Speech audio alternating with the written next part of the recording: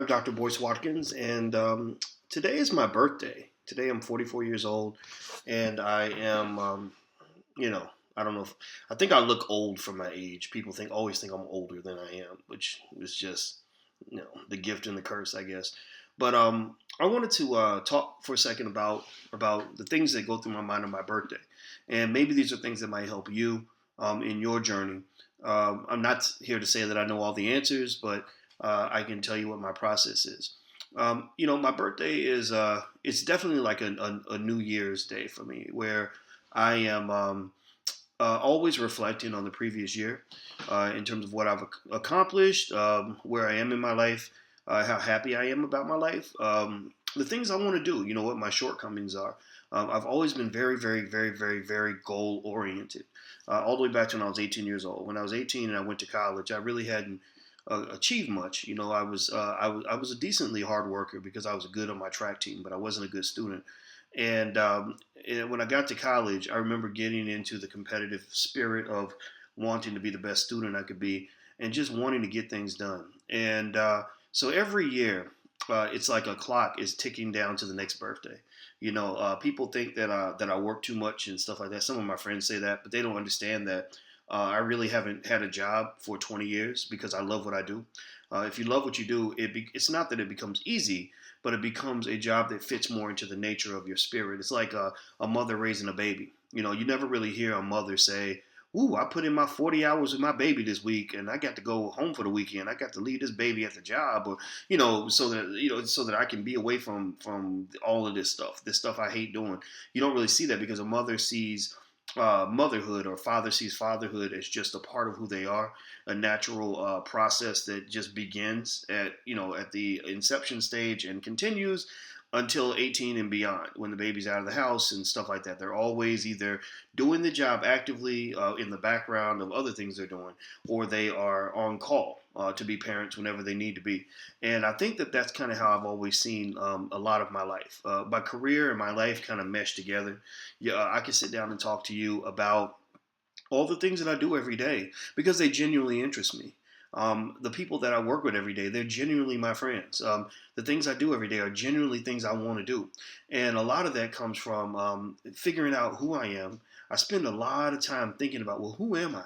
And am I being this person because other people are telling me to be this person? Or am I being this person because that's really who I want to be? And if I'm not being who I want to be, I just kind of try to figure out, okay, why am I afraid to be who I really need to be? And how do I spend more time trying to be that person and loving that person enough to say that he's good enough for the world?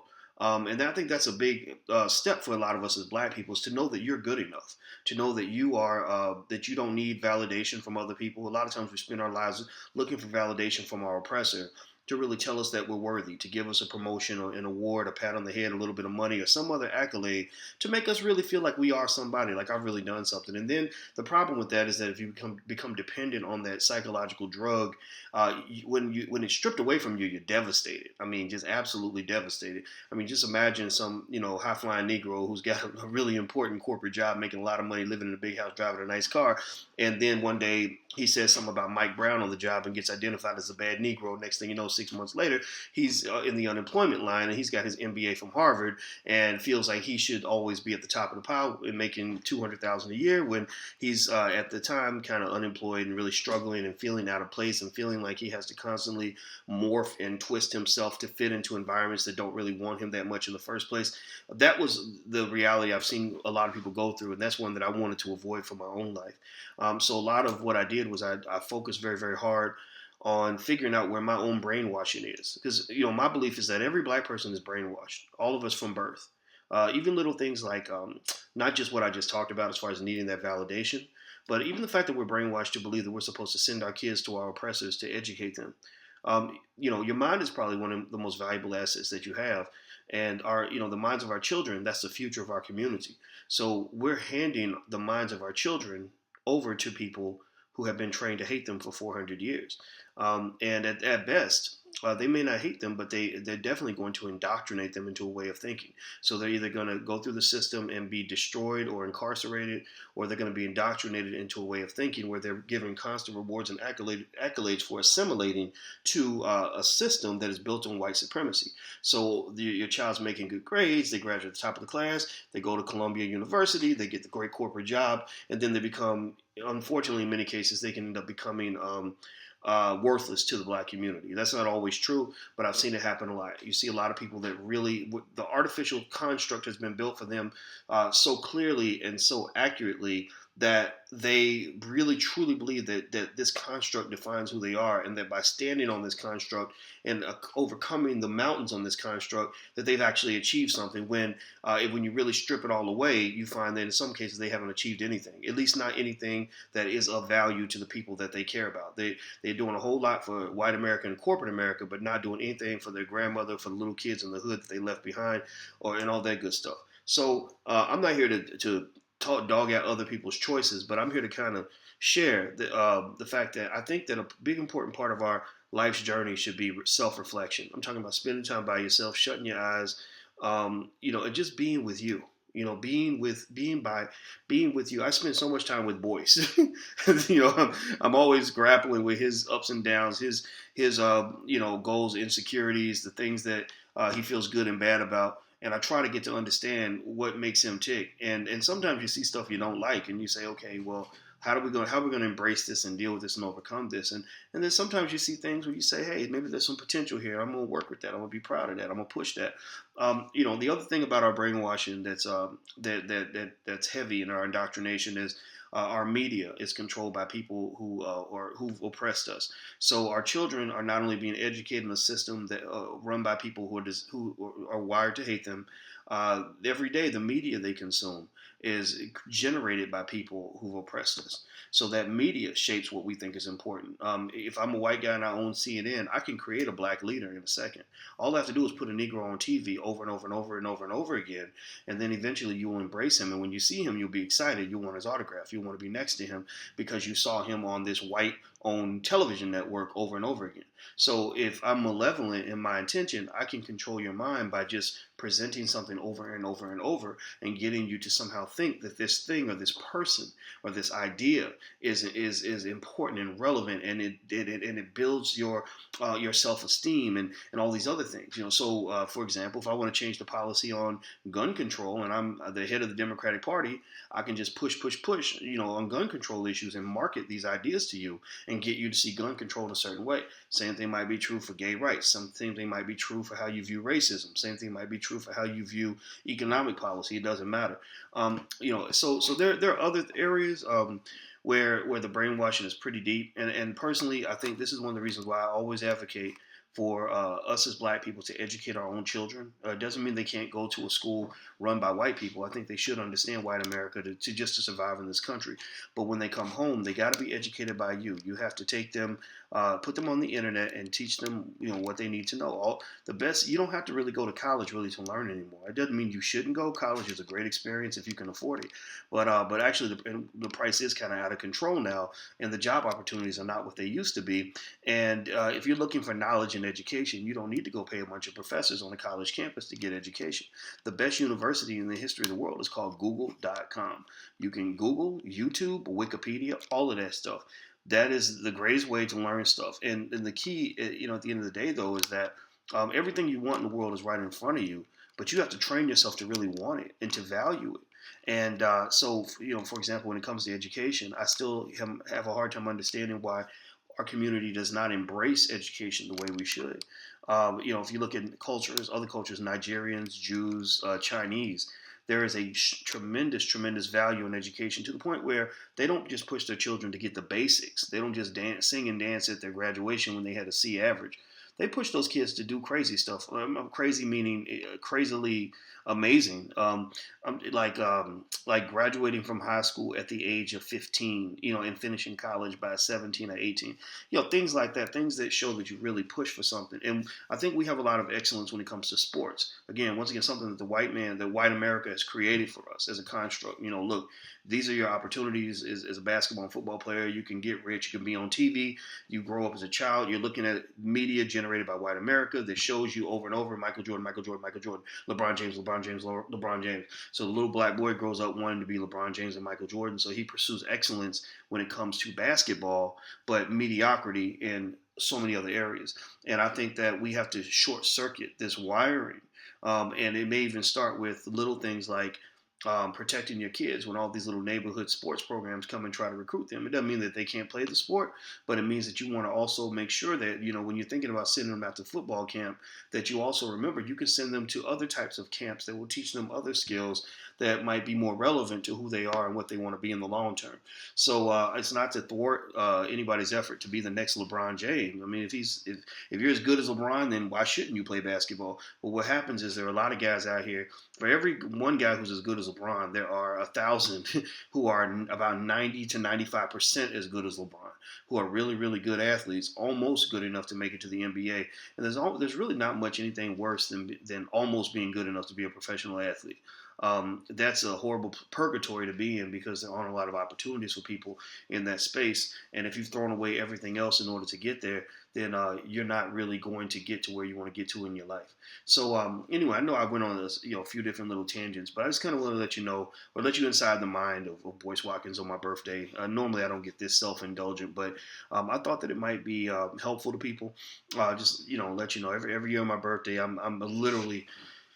I'm like, oh shit, it's another birthday. That's part of my thought process. But then it's like, well, at least I'm alive and I'm going to be happy. Because my family's happy and happy for me, and I'm happy too. Don't get me wrong, I'm not a sad person, but I'm definitely reflective. And every year I start the countdown in my head. Okay, I'm 36, and it's there's 365 days till I'm 37. How much can I get done during that time? Well, now I'm doing the same thing at 44. I did the same thing at 24. And it's been fun. I mean, it's really been a fun journey, and I encourage you, find something you love and something you really want to go for, and be consistent with it. Block out the negative distractions in your life, the things that don't need to be there, and you know what those things are, and get in the habit of spending some time with you and loving you and knowing that being with you is good enough. It really is. And when you do that, I think it gives you a type of clarity about who you want to be, where you want to be, how you want to be. You build a philosophy on how you want to conduct yourself in your life. And if I've done anything right in my life, a lot of that comes from kind of shaping my philosophy in a way that targets me toward what I want. There aren't that many people in my life that I don't really want there. There aren't a lot of dumb things I do where I didn't at least try to think about it carefully before I did the dumb thing. It doesn't mean we don't all make mistakes. We do, but a lot of times I don't make a mistake just because I didn't think about something. It might be because I just made the wrong assessment or whatever. So anyway, that's all I want to say. I'm Dr. Boyce Watkins from Your Black World, and I hope this was helpful. I know I was just sitting here yapping, but I appreciate you listening to my yapping, and I definitely also want to say I really love you guys. I really, really appreciate everything. From those of you who follow my channel and who are with me, who've been riding with me, you ain't got to agree with me on everything I say. I know I say a lot of stuff. I told you I think a lot, so my opinions are going to be in every different direction. And I'm not. And when I make the statement I'm making, I'm not asking you to agree with me as a condition for being my friend. You can challenge me. I don't take it personal. I'm okay with that. You can even dislike me periodically. Just know that when I share what I share, I try my best to be honest and to be helpful to my community. Because I see so many people on TV just lying, trying to be popular, trying to be famous, trying to be rich, and all this other stuff. And not to say those things can't be valuable. I mean, fame and money and power can be beneficial if you're using them for the right purpose. And have I pursued some of those things? I mean, a little bit. I mean, really to the point where I like to have money so I can pay more black people to come and work with me. Like that's I'd love to get if I could get somebody to give me $30 million. I would go out and I'd hire a couple hundred of the best scholars in Black America who care about the community to do nothing but work on behalf of the community. I would hire hundreds of kids on the south side of Chicago if I had millions of dollars to do that. Just give these kids something to do. I was walking down the street and I just saw literally mobs of kids, like herds of young people just with nothing to do. And I thought, all this energy, all this intelligence, all this talent, all this potential just sitting there on the corner doing nothing. Those are some of the things I would do. I would push forward political agendas that were beneficial to the community. I would educate. I would really push my financial literacy things as far as I possibly can. I mean, we reinvest a lot of the money that we make, but I'll tell you the truth. It is hard to raise money to get venture capitalists to invest in ideas that are designed for Black people. If you want to sell, if you want to sell ratchetry or something ignorant, then people will invest in that. But I don't do that. I feel like Black people want education. We want financial literacy. We want a lot of stuff. Now, that doesn't mean we don't talk about the fun stuff too. We have a lot of fun, with your Black world. But with financial literacy stuff as a finance professor, I've seen so much enthusiasm from people, some of whom may not have a lot of education, but they want to learn. And I don't care how educated you are. I'm not concerned about where you're at. I'm concerned about where you're going and where you're trying to be at. If you're trying to go in the right direction, I respect a person who's behind, who's going in the right direction, more than I respect a person who's ahead, who's lost, whose head is cloudy, who has been miseducated at the highest levels. That doesn't impress me. So I know a lot of PhDs and MDs and whatnot who just about as worthless as a piece of paper. But then I know brothers and sisters that don't have any education, didn't even finish high school, who have the right idea, the right mentality, and that's really what we need in terms of what's going to move our community forward. So if you want to know if I ever sell you something, if I'm ever like, hey, pay $50 for this or $100 for that or $20 for this, just know that's that am I trying to stockpile the money? Absolutely, I do believe in building wealth. But once I build that wealth, the goal is not just to so I can buy me a Benz or whatever people drive. I mean, I can't even name it, a Rolls Royce or some crap like that. Um, my goal, and I mean those things aren't nice, but my goal is not to hire Black people and to really make a change in the community. And I'm hopeful that when you get your money, if you make millions, that you do the same thing. Helping your people multiplies your achievement by 1,000. If you are helping and building something, if you're educating masses of people and employing masses of people and elevating the consciousness of masses of people, what you're doing is you're taking your own achievement and you're multiplying it over and over and over again. So go multiply yourself. Don't just try to be special in your own way. Go multiply. That's all I'm going to say. I'm done. I'm really promise I'm going to stop talking. Thank you for listening. I'm Dr. Boyce Watkins from Your Black World. Until we meet again, please stay strong, be blessed, and be educated. I am gone. Peace.